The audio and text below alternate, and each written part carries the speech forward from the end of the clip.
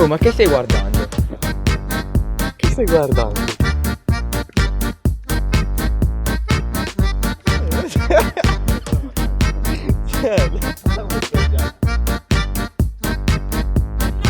Bella, Ma non avete mai notato che a Gravina questo campanile si vede ovunque? Che stai dicendo?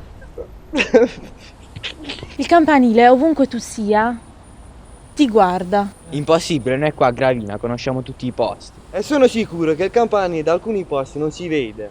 Sicuro. Ma ciò che sta a dire che non siete manco di Gravina. Ora andiamo e vi farò vedere che il campanile si vede ovunque e che non conoscete tutti i posti.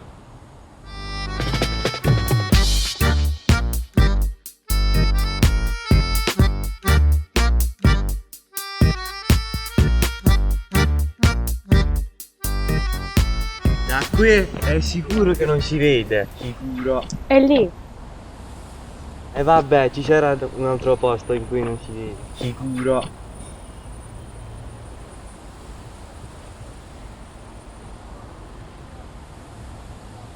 Sono innamorata.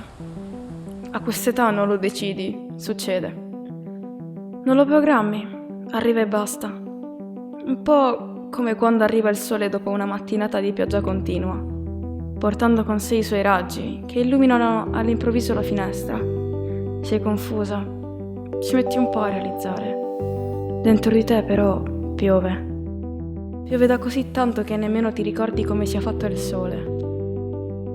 Ti spaventa come tutto prende colore improvvisamente, ma sembra così bello che ti fidi. Ti fidi e ti lasci andare, ti lasci riscaldare. Tutti i tuoi pensieri vanno nella stessa direzione, la tua vita prende senso, tutto apparentemente prende senso. Ti fidi di una persona che non sei tu, le dedichi ogni secondo della tua vita, ogni pensiero, ogni carezza. Vai spensierata. Difendi il tuo primo amore come fosse prezioso e unico, tanto da sentirti bendata dalla realtà.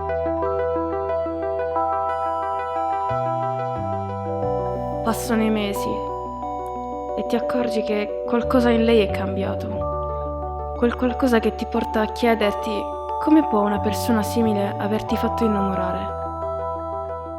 Oggi le stelle non erano molto luminose, probabilmente perché non c'erano i tuoi occhi ad ammirarle. Qui ci facciamo una promessa. Avremo sempre superato tutto mano nella mano. E ora, che ne ha di quella promessa? Dei momenti passati insieme. E ora sono qui che piango, rido e fumo. Mi dispiace, e mi dispiace di essere così dispiaciuto e di non aver ascoltato la parte razionale della mia coscienza. So che ci vuole tempo, dolore e tanta forza di volontà. E probabilmente non passerà mai del tutto questo dolore. È come se tutto quello che riuscivo a fare con leggerezza ora sia diventato pesantissimo.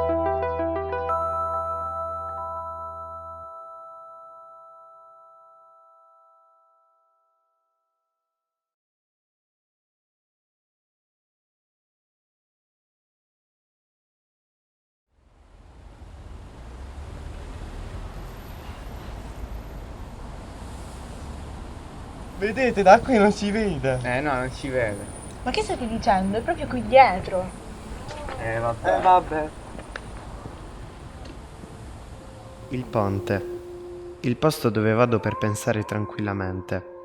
Io penso sempre, però qui riesco a pensare con più tranquillità.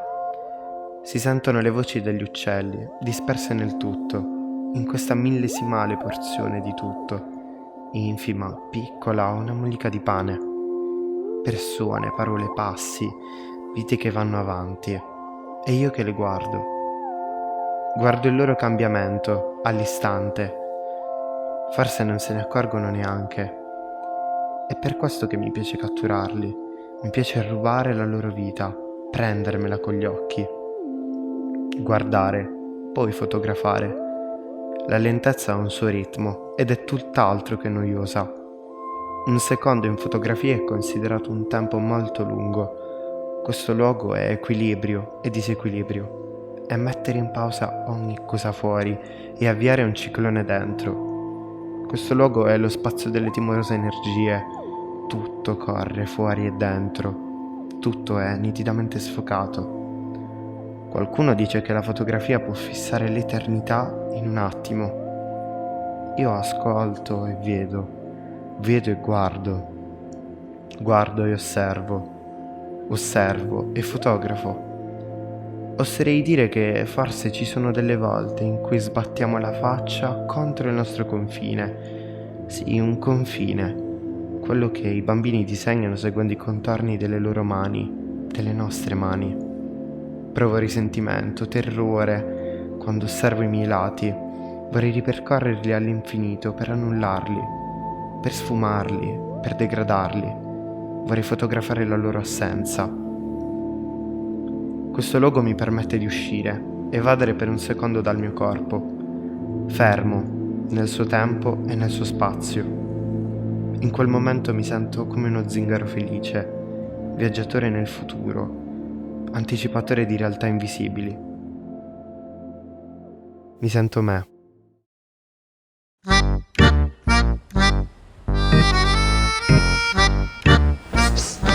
Ma voi la conoscete la storia dell'albero di mio nonno? E che storia sarebbe? È la storia dell'albero di mio nonno. È una storia bellissima, si dice che quest'albero sia così alto che si vede in tutta la città.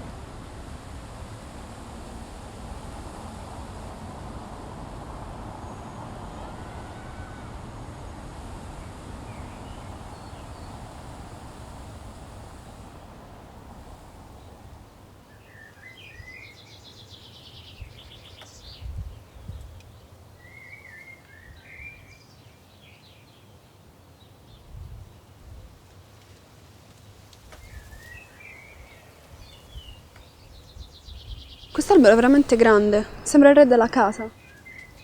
È così alto che si dice che si possa vedere da tutte le parti della città. Questo era l'albero del mio bisnonno. È un albero centenario. Ne hanno piantato uno per ogni membro della famiglia, ma solo questo è rimasto, li hanno tagliati tutti. Vabbè, dai, è solo un albero come tanti, che vuoi che sia? Anch'io lo pensavo, ragazzi, fino a quando mia nonna non mi ha raccontato come è riuscito a salvarci questo albero. Ah, sì? Vabbè, che cosa può fare un albero alla fine? Vedete, al tempo del fascismo o eri con loro o eri contro di loro. E mio nonno, non avendo il coraggio di riprendersi la sua individualità, decise di far parte delle Camicie Nere di Gravina. Pensava fosse la posizione più semplice, quella più tranquilla, fino a quando la moglie del capo dei Camicia Nera non ha deciso di tradirlo ed è stata proprio colta in flagranza dell'adulterio. E quindi il capo ha deciso di picchiare a morte l'uomo. Avevo già letto di questo episodio. La cittadinanza insorse e scacciò i fascisti. Esatto, ma mio nonno decise di non lasciare la sua terra e si nascose proprio qui. E l'albero sembrava parlargli e gli spiegava i principi con cui è stato cresciuto e liberarsi dal dittatore. E così fece. Vabbè, magari aveva ritrovato l'amore per la libertà. Succede parecchie volte che alcune persone ripongano la propria vita in mano a persone più forti, magari per mancanza di coraggio o altro. È la libertà di scelta che ci rende diversi dai programmi informatici ed è la libertà in senso assoluto che ci rende diversi dai pupazzi. Anche quando la vita si fa difficile e tutto quanto va a rotoli, bisogna sempre rimanere padroni di noi stessi. È in questo che sta l'individualismo.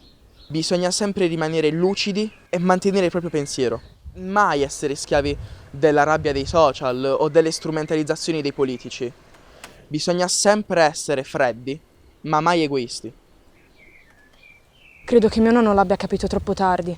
Vabbè, non è mai troppo tardi per imparare, in fondo questo è l'insegnamento che ha dato a te e che oggi tu hai trasmesso a noi. Lui vive in questo insegnamento. E questo concetto, proprio come questo albero, avrà vita lunghissima.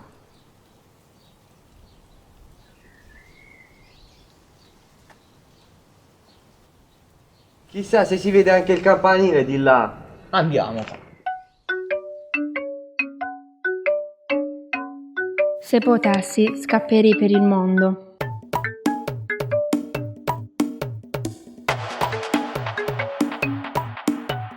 Se potessi, scapperei per il mondo, più lontano possibile, in un posto più sicuro, lontano da tutti e da tutto, sola. Con il cielo ed il mare che mi guardano, che mi cullano per farmi stare bene. Vorrei raccontarvi dei miei sogni, delle mie ambizioni, che io ancora non conosco. Se aveste visto ciò che io ho visto tutti i giorni, potreste capire, ogni giorno una preoccupazione, un film mentale per ciò che poteva capitare. Ero così abituata a star male tra le persone che dovevo amare, tanto che alla fine un giorno era come un altro, tutti terribilmente uguali. 1, 2, 3 lacrime e poi basta, ma sempre da sola, per non mostrare la mia debolezza, sempre preoccupata di far star bene gli altri, consapevole che loro non avrebbero fatto lo stesso per me. Io adesso vorrei fare solo quello che non ho fatto quando avevo l'età giusta per farlo. L'infanzia dovrebbe essere sinonimo di felicità, spensieratezza e amore. Invece, nella mia infanzia, ho visto solo occhi spenti, bottiglie vuote, liti, schiaffi da una parte e dall'altra e parole cattive dette per ferire. Non capisco se il mondo mi abbia odiata al primo sguardo, oppure questo è solo uno stupido gioco sadico preparato da chi è annoiato dai soliti programmi televisivi. Capitemi, vi prego. I Natali, i Capodanni che ho passato io, non li ha passati nessuno. Ora che ho tutti gli occhi puntati addosso è ancora peggio. Troppe attenzioni. Non c'è una cosa che posso fare senza che nessuno mi venga a controllare. Non posso nemmeno più sbagliare. Ora ditemi, questo è il racconto della mia vita. Avete capito quello che voglio dirvi? Ditemi, avete capito perché sono così? Perché sono così felice fuori e triste dentro?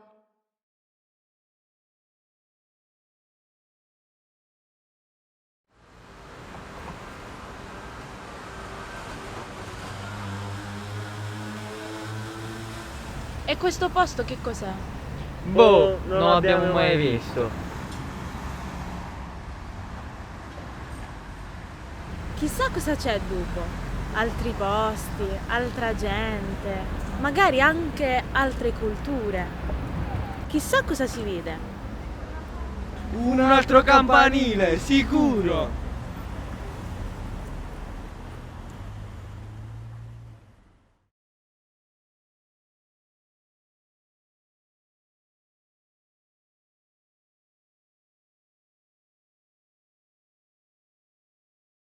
La città noi la vogliamo che non siano le regole. Eccolo che c'è là. Che sono tutti felici insieme. Non è che sono le regole. Andiamo senza regole. Ehi, ciao straniero, visto che sei qua, ti racconto un po' ciò che è successo ad Altamura. In lontananza si vede qualcosa, si vede una città e il suo campanile inamovibile. Si trova molto più in là e il vento ad avvicinare il suolo del campanile. Siamo in 4. Prima eravamo molti in più, poi via via molti si sono persi per la strada. Abbiamo fatto molte cose insieme, ma forse non abbastanza per sentirci uniti, praticamente un gruppo. Man mano che saliamo ci troviamo in mezzo a delle strade e dei palazzi giganti che ci guardano. Dopo aver calpestato per 11 ore la durezza della Moggia, ci sentiamo a nostro agio. Alla fine arriviamo alle porte di una città.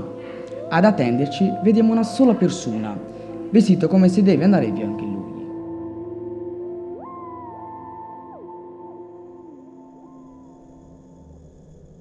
Allora, da questa rotonda fino a qui è tutta roba vostra. Tutta la città di Altamura. Altamura? Ma noi non volevamo Altamura. Noi volevamo la città accanto, quella con più cose per ragazzi.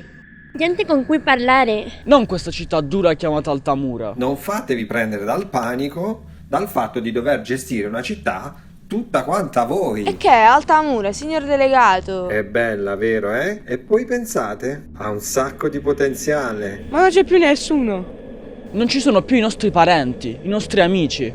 E l'attrattività dove la mettete? Nessuno vi ha detto che vi sarebbe stata data una città con tutte le comodità, no? Non appena la svilupperete, la gente di sicuro verrà a trovarvi. Ma signor delegato, questa città è vuota. Non c'è nemmeno più nessuno che fa il pane. Ci dovrebbero fare sforzi enormi soltanto per mangiare. E lei ci parla di attrattività. Questo, se volete, lo mettete per iscritto, eh? E ora lasciatemi in pace. Io devo andare. Dovreste protestare con i vostri contemporanei che vi hanno lasciato la città così. Non con me, non con il governo che vi ha dato la città. Aspetti, signor delegato. Noi non abbiamo nulla contro il governo, ma contro la città. Non si può fare l'impossibile. Aspetti un attimo. Chiariamoci, ricominciamo da capo.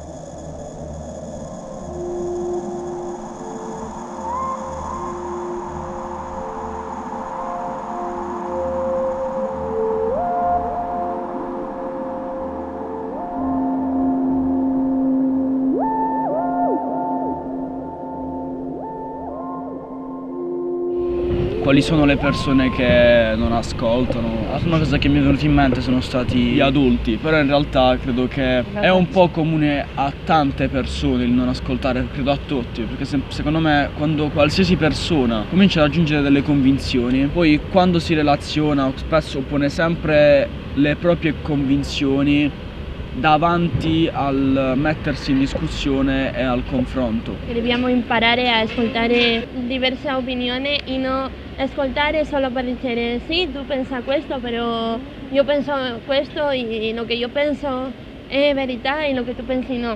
Sì.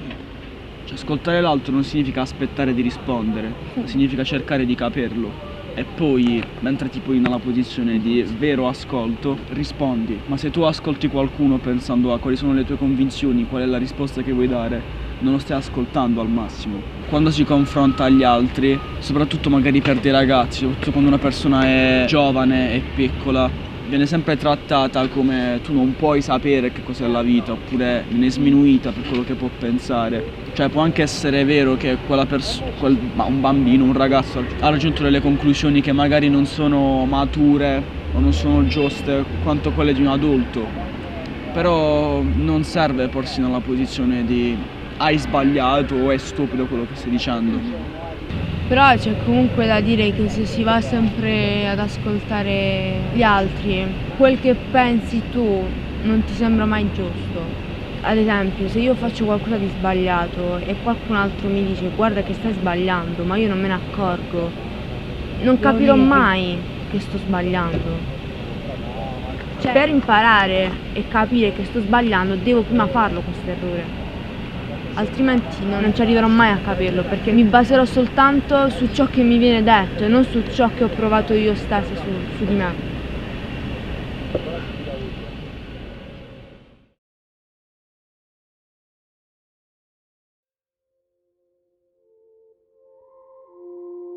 Mi volto da tutte le parti, guardando la città.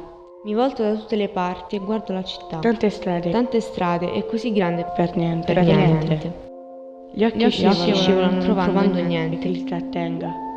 Solo alcuni cani diventati nuovi padroni.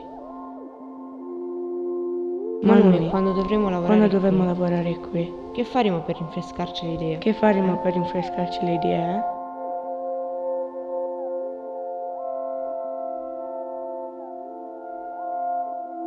Perché a noi ci hanno dato questa città per farcela sviluppare, ma noi non volevamo essere da soli qui. Volevamo migliorare l'esistente, non distruggere tutto. Non ci conosciamo molto, cioè più che amici, li definirei come conoscenti, però che piano piano ci avviciniamo anche a conoscerli come amici, a definirli amici, perché comunque ci ho passato del tempo con loro e magari ci siamo fatti tante risate, tante. Sarebbe bello poter rivedere la famiglia e anche gli amici, però sarebbe anche più bello trovare anche gente nuova, perché altrimenti diventa tutto abbastanza banale. Invece è bello quando quel che ti circonda è più insolito. Sì, magari mi piacerebbe trovare familiari, gli amici, magari persone aperte di mente, tranquille. Però non troppo tranquille, perché sennò poi è tutto noioso. Insomma, tranquille nel senso non violente, non... Beh, in quel senso sì. Magari una città dove ci sentiamo come degli stranieri, perché quando degli stranieri vanno in un'altra città, la gente si incuriosisce, comincia a fare domande, la gente è aperta, è interessata. È una cosa del genere. È raro che capita fra gente dalla stessa città. Se viene qualcuno da migliaia di chilometri lontano si riesce a comunicare, però se sei della stessa città è difficile se non ti conosci.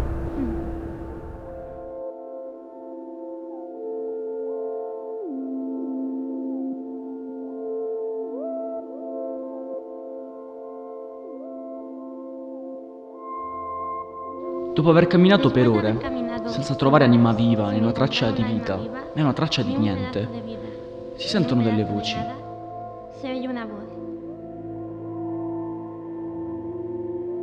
Attraverso queste strade che sembrano infinite, a volte qualcuno arriva a credere che non ci sia niente dopo, che non si troverà niente dopo l'angolo. E invece sì, c'è qualcosa.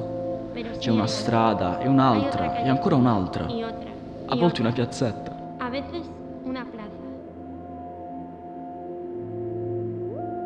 Si sentono delle voci e nell'aria si respira un clima familiare e si assapora questo odore di gente come una speranza.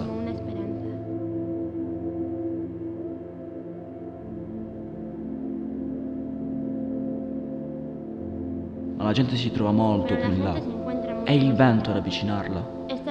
Un vento che ci fa pensare che ci siamo dimenticati del contatto. Il contatto vero tra le persone.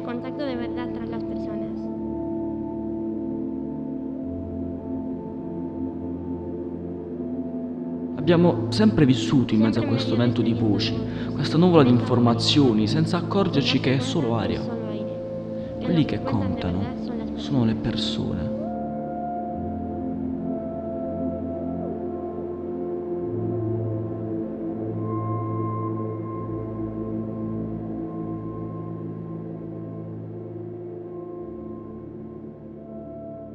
L'adolescenza è uno dei periodi più ampi, più complicati. L'adolescenza è l'inizio di tutto, è anche l'inizio di una nuova vita, perché finché quando si è bambini è tutto molto più, come si dice? Tipo cartone animato. Esatto, più irrealistico. Invece una volta entrati nel periodo dell'adolescenza ci sono più decisioni da prendere. Ed è tutto risulta tutto molto più complicato. Magari qualcuno di più grande potrebbe dire dai che i vostri problemi non sono niente, ma in realtà non è così. Magari per te che sei adulto, che hai già affrontato questo e di peggio, può sembrare così, ma per noi è tutt'altra cosa. E quindi l'adolescenza è qua, cioè è uno dei periodi in cui trovi diverse strade che spesso portano a noi.